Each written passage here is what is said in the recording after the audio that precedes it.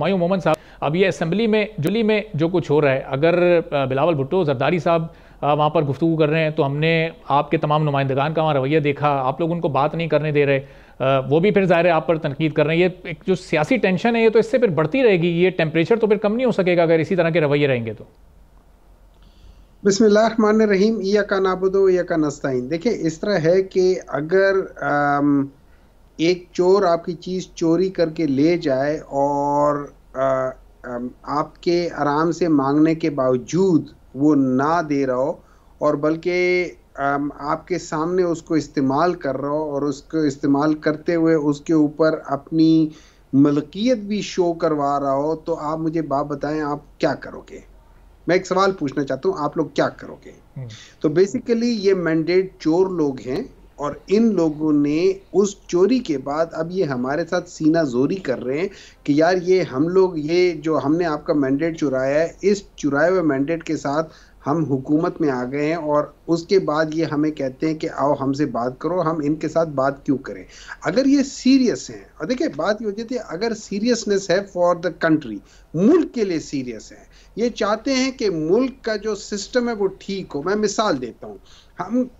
हम एक गाड़ी में बैठे हैं, अब उस गाड़ी का टायर पंक्चर हो जाए और मैं, जो एक बंदा है वो गाड़ी से उतर के टायर बदलना चाहता है, मैं गाड़ी से उतरूं ही ना, आप गाड़ी से उतरे ही ना, वो कहते हैं कि जी मैंने जैक लगा के गाड़ी का टायर बदलना है, आप भी उतरो और मेरी मदद करो, कुछ ये करो। हम गाड़ी के अंदर बैठे रहे, क्या वो टायर बदल पाएगा? नहीं बदल पाएगा। लेकिन अगर हम सीरियस हैं इकट्ठे सफर करने में, तो फिर हम उतरेंगे, हमें से एक जो है वो टायर लेकर आएगा, चलो मुझे टायर बदलना नहीं आता, उसको आता है तो मैं टायर पकड़ लूंगा, कोई दूसरा काम कर लेगा, लेकिन हम गाड़ी से उतर के कोई थोड़ी बहुत मेहनत करेंगे। तो इस वक्त अगर ये लोग सीरियस हैं तो फिर ये उतरे, गाड़ी से उतरे,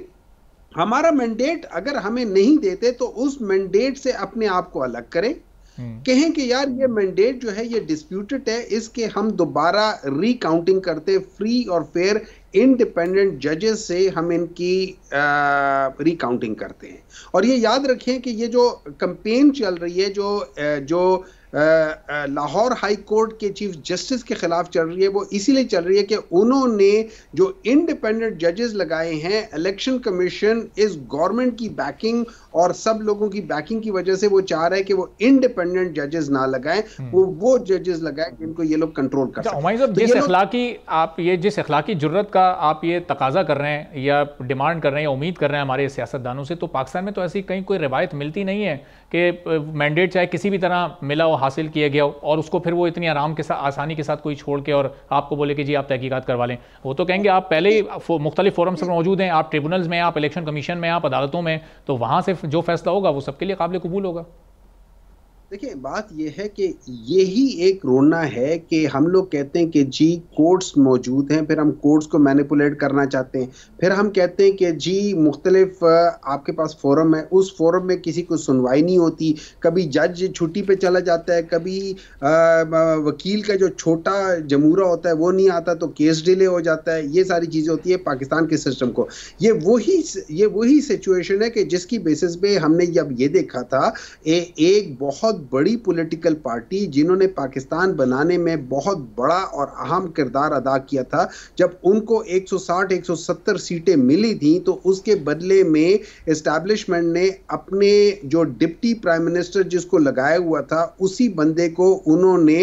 80 सीटों पर पाकिस्तान पे हुकूमत दे दी थी। वो पाकिस्तान में पहला वाकया था फॉर्म 47 का। जब फॉर्म 47 की हुकूमत दे दी थी, आपने देखा है क्या हुआ, पाकिस्तान 2 लख्त हो गया है।